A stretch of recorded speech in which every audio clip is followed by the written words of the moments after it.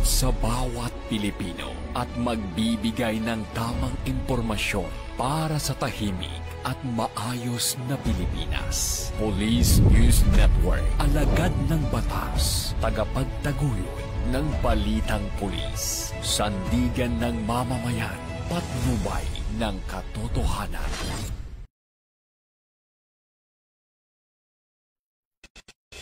La Campo Crame, maghahatid ng pinakahuling kaganapan at nagbabagang balita. Ito ang PNN Police News Network. At ngayon, ang inyong mga tagapagbalita. Magandang araw, bagong Pilipinas. Ako ang inyong alagad ng batas, tagapagtaguyod ng Balitang Pulis. Patrolwoman Meritoni Veva mula sa Southern Police District. Maghahatid sa inyo ng tamang balita, kwento ng pulis at serbisyo para sa mamamayan. At ito ang PNP News Online. Ang pangunahing balita ng Police News Network, alagad ng batas, tagapagtaguyod ng Balitang Pulis.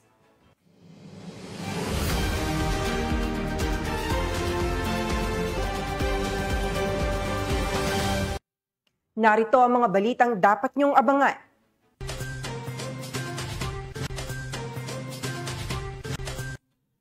Labas ng bahay ng kagawad, pinasabugan ng granada sa Cotabato City.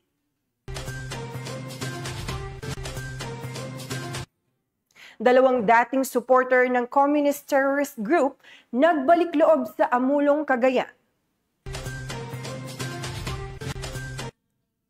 At 605.2 milyong pisong halaga ng shabu ang nasamsam sa Zamboanga City.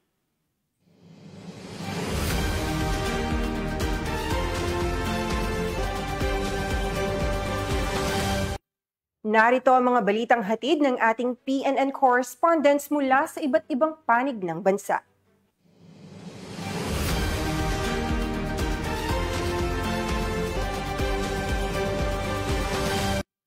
Simulan natin ang balita mula sa bahagi ng Luzon.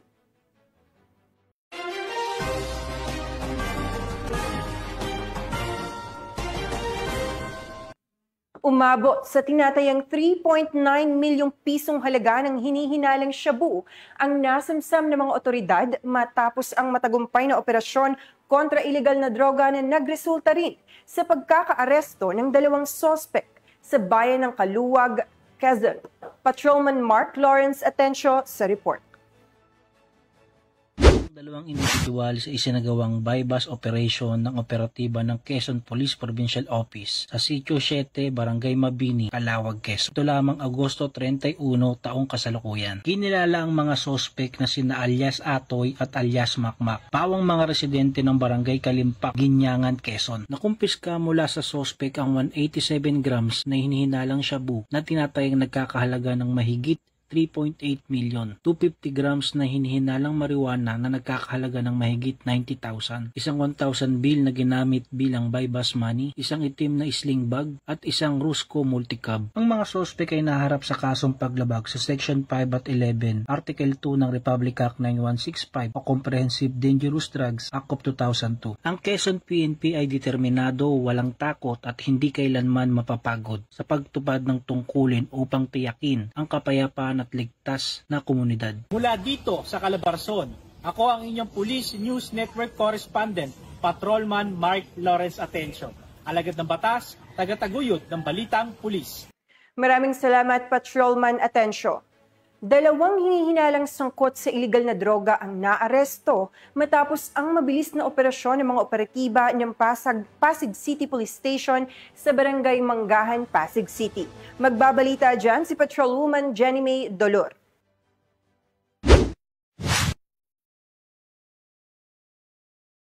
Isa na namang matagumpay na pagsugpo ng kriminalidad ang nakamit ng Team Pamamarisan sa tulong na mabilis na pag-report ng ating mamamayan.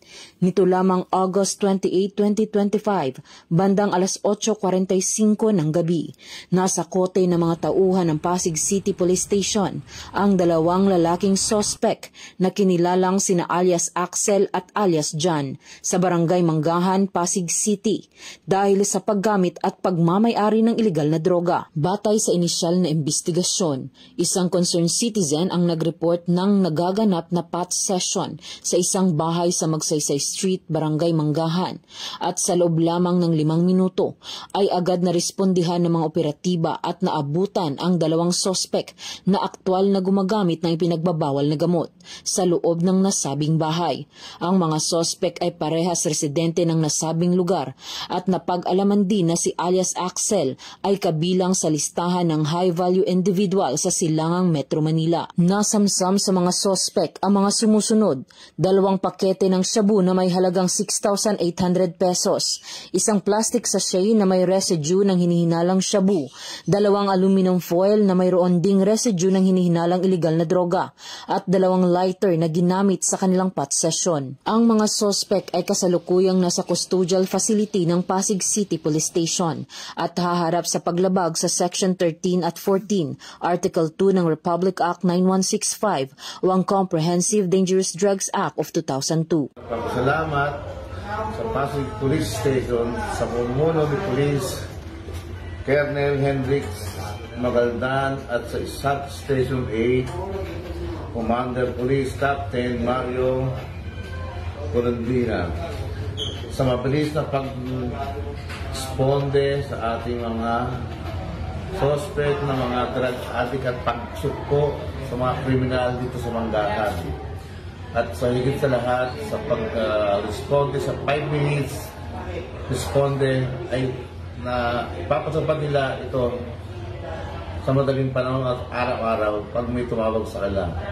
Maraming salamat sa pagsuporta nyo sa Manggahan na masukpo ang drugs at mga krimen at mabawasan ito. Mula dito sa Eastern Police District, ako po ang inyong PNN correspondent, Patrolwoman Jenny Midolor, alagad ng batas, tagataguyod ng Balitang Pulis. Maraming salamat, Patrolwoman Dolor. Kusang loob na sumuko sa mga otoridad ang 2 dating taga-suporta ng Communist Terrorist Group sa Amulong, Cagayan. Ang report mula kay Police Corporal Kelvin Paul Juan. Taga-suporta ng Communist Terrorist Group ang kusang nagbalik loob sa pamahalaan sa bayan ng Amulong, Cagayan noong 29 ng Agosto taong kasalukuyan. Batay sa kanilang salaysay, na-recruit sila noong taong 2012 ng isang kilalang miyembro ng Communist Terrorist Group. Una silang nagsilbing pasabilis o mensahero sa hangganan ng Amulong at Baggao bago naging aktibo sa pagpupulong at paghahatid ng pagkain sa mga kasamahan sa kabundukan. Subalit, matapos ang ilang taon, napagtanto nila na wala itong magandang maidudulot, kaya't pinili nilang kumalas at makiisa sa mga programa ng pamahalaan para sa ikauunlad ng kanilang pamilya at komunidad.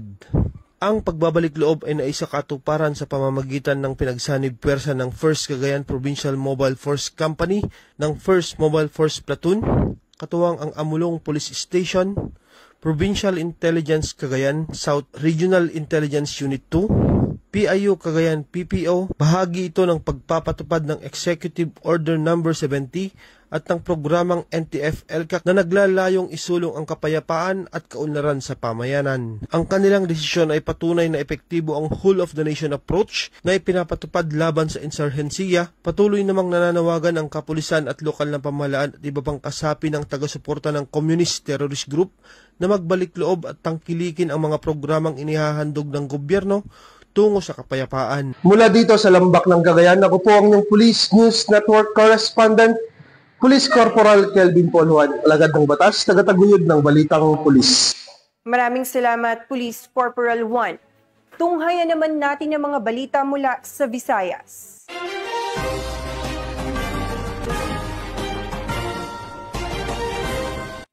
Walang kawala sa batas ang isang lalaking vendor matapos itong maaresto sa isinagawang buy-bust operation ng kapulisan sa Oton, Iloilo. Tinutukan niya ni Patrolwoman Ledeline Bansagon.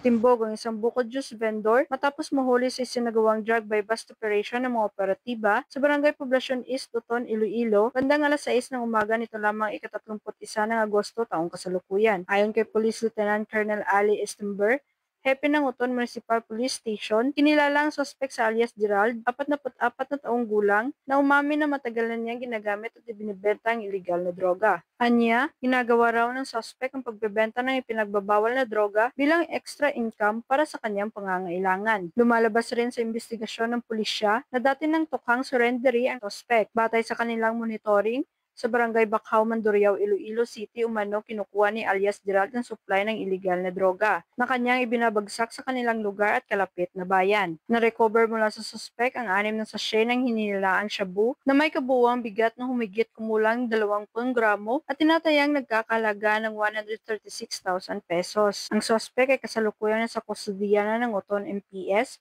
para sa dokumentasyon at naharap sa kasong paglabag sa Republic Act 9165 o ang Comprehensive Dangerous Drugs Act of 2002. Kaugnay ng 7-point agenda ni Chief PNP, Police Lieutenant General Jose Melencio Nartates Jr., ay aktibong hinihikayat ng Uton MPS ang publiko na makipagtulungan sa pamamagitan ng pagbibigay ng tamang impormasyon upang tuluyang masugpo ang salot na dala ng iligal na droga sa lipunan. Patuloy ang PNP sa kanilang paninindigan na ipagpatuloy ang kampanya laban sa iligal na droga para sa isang ligtas at maayos na komunidad. Mula dito sa Police Regional Office 6, ako ang inyong Police News Network Correspondent, Patrolwoman Ledelyn Bansagon, alagad ng batas, tagataguyod ng Balitang Pulis. Maraming salamat, Patrolwoman Bansagon. Bumagsak sa kamay ng mga alagad ng batas ang top 4 most wanted person sa kasong qualified rape matapos ang matagumpay na operasyon ng mga otoridad sa bayan ng Gindulman, Bohol. Patrolwoman Flora May Azares, ibalita mo. Sa panahon ang bagsak ng top 4 most wanted person ng Bohol na may kasong qualified rape matapos itong maaresto ng kapulisan ng Gindulman PNP sa Purok 1 Barangay Tabahan, Gindulman, Bohol noong ika-30 ng Agosto ng taong kasalukuyan. Ayon kay Police Captain Ponciano Mola Entrolizo Jr., Chief of Police ng Gindulman Municipal Police Station, bandang alas 3:05 ng hapon nang maaresto ng kapulisan ang suspect na si Ricardo, 44 anyos, na residente ng Purok 3 Barangay Katuwangan Sur, Gindulman, Bohol. Ang top 4 most wanted person na suspect ay naaresto sa bisa ng warrant of arrest para sa kasong qualified rape na inisyu ni Honorable Samuel A. Biliran, Executive Presiding Judge ng Regional Trial Court, 7th Judicial Region, Branch 50, Luay, Bohol. Kasalukuyang nasa kustudiya ng Gindulman MPS ang suspect para sa dokumentasyon at tamang disposisyon. Bilang isang alagad ng batas, gusto ko pong ipabot sa inyong lahat ang isang mahalagang mensahe. Kailangan po nating labanan ang problema sa rape at iba pang krimen na nangyayari sa ating pamayanan. Ano ang ating kailangan gawin? Unang-una, mapagmasid. Maging alert sa inyong paligid. Pangalawa, mag-ulang. Kung may nakikita kayong kanya-inalang tao sa paligid, ipagbigay alam agad sa inyong kapulisan. Pangatlo, huwag tatakot. Kung kayo ay biktima, lumapit sa amin, handa po kami tumulong sa inyo at kayo ay proteksyonan. Tandaan, hindi kayo nag-iisa. May mga organisasyon tayong handang tumulong at sumuporta, kagaya ng inyong kapulisan. Ang ating panawagan, magkaisa tayo, sulpuin natin ang lahat ng krimen upang gawin nating ligtas ang ating komunidad. Mula dito sa Central Visayas, ako ang inyong Police News Network Correspondent, Patrolwoman Flora May Azares, alagad ng batas, tagataguyod ng Balitang Pulis. Maraming salamat, Patrolwoman Azares. Sa bisa ng warrant of arrest, nasa kote ang nakatalang top 9 provincial most wanted person dahil sa kaso nitong rape sa Barangay Quezon Jr. Ormoc City. Ang balita mula kay Patrolwoman Maria Elena Singian. Ng mga autoridad ang tinaguri ang top 9 provincial most wanted person na may kasong rape matapos mahuli sa Barangay Quezon Jr. Ormoc City. Naaresto ang akusado bandang alas 6:38 ng gabi ng mga tauhan ng Ormoc City Police Station 6 sa bisa ng warrant of arrest para sa kasong rape na walang inirekomendang piyansa. Ang akusado ay dinala sa Ormoc City PS6 para sa kaukulang dokumentasyon at tamang disposisyon. Ang pambansang pulisya ay patuloy sa kanilang sinumpaang tungkulin na sugpuin ang mga lumalabag sa batas upang mapanatili ang kaayusan at kaligtasan ng mamamayan. Dahil sa bagong Pilipinas, ang gusto ng pulis, ligtas ka. Mula dito sa Eastern Visayas, ako ang inyong PNN correspondent, Patrolwoman Maria Elena Singian. Alagad ng batas, tagataguyod ng balitang pulis. Maraming salamat, Patrolwoman Singian. Narito naman ang mga balita mula sa bahagi ng Mindanao.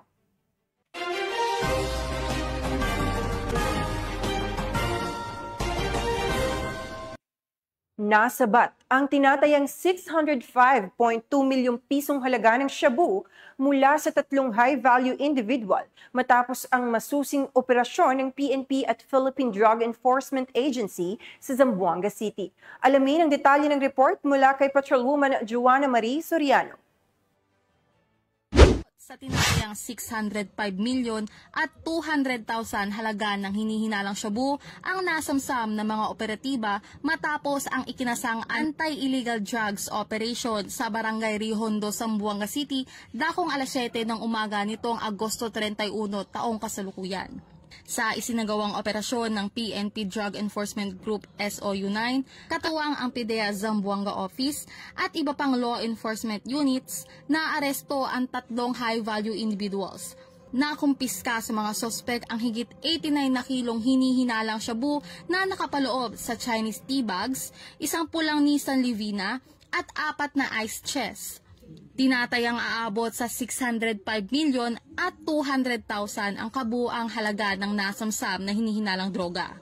Ayon sa mga otoridad, patuloy ang pag-imbestigasyon at ihahain ang kaukulang kaso laban sa mga naarestong sospek. Pinapaalalahanan ng mga kapulisan ang publiko na makiisa sa kampanya kontra iligal na droga. Anumang impormasyon ay maaaring idulog sa pinakamalapit na himpilan ng pulisya upang mapanatili ang kaligtasan at kaayusan sa komunidad. Mula dito, Zamboanga Peninsula, nagbabalita, ako ang inyong PNN correspondent, Patrolwoman Joanna Marie Soriano, alagad ng batas, tagataguyod ng balitang pulis. Maraming salamat, Patrolwoman Soriano. Naaresto naman ang isang drug personality na kabilang sa drug list at isang bagong tukoy na suspect sa isinagawang buy-bust operation ng mga operatiba ng Bukidnon PNP sa Barangay Poblacion, Valencia City. Patrolwoman Rina Celestine Sandrijas.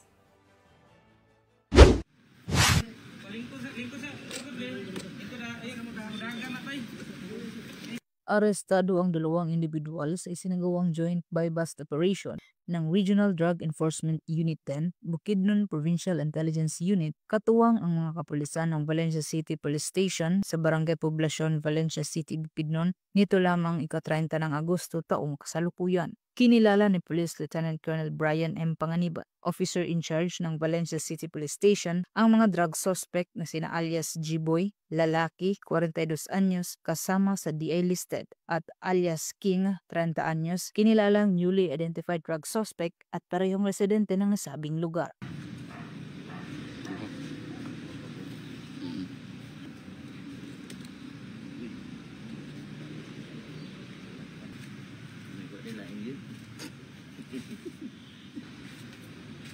Sa ikinasang joint buy-bust operation ng mga operatiba bandang alas 5:41 ng hapon ay nagresulta sa pagkakakumpiska ng mga pakete ng hinihinalang shabu na may standard drug price na 35,360 pesos, isang cellphone at isang 500 peso bill na ginamit bilang buy-bust money at iba pang non-drug items. Ang mga suspect ay nakaharap sa kasong paglabag sa RA 9165 o Comprehensive Dangerous Drugs Act of 2002. Mula dito sa Camp Vicente G. Alagar, Cagayan de Oro City, ako niyang Police News Network correspondent, Patrolwoman Rina Celestine Sandrijas, alagad ng batas, tagataguyod ng balitang pulis. Maraming salamat, Patrolwoman Sandrijas.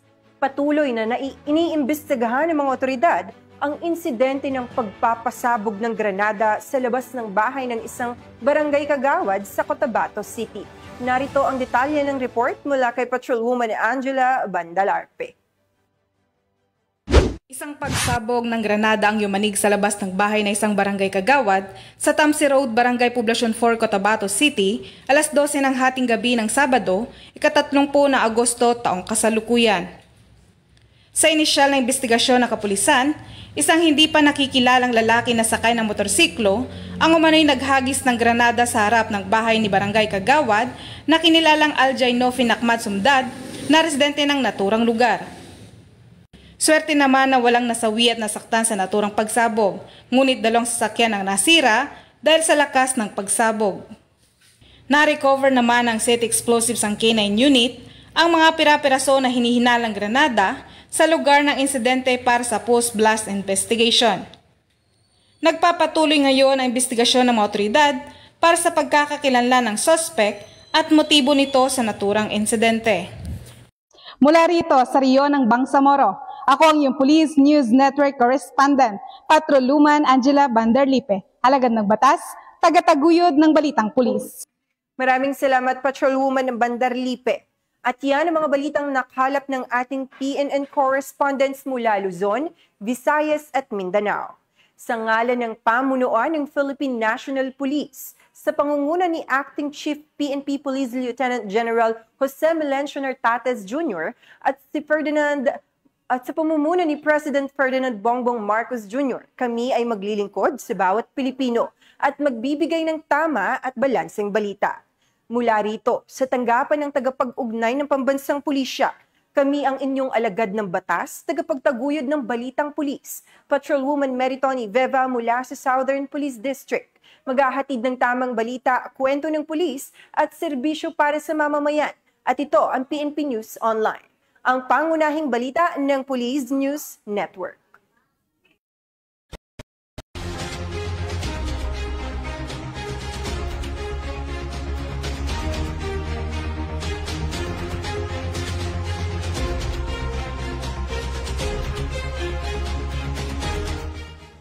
Police News Network, alagad ng batas, tagapagtaguyod ng Balitang Pulis.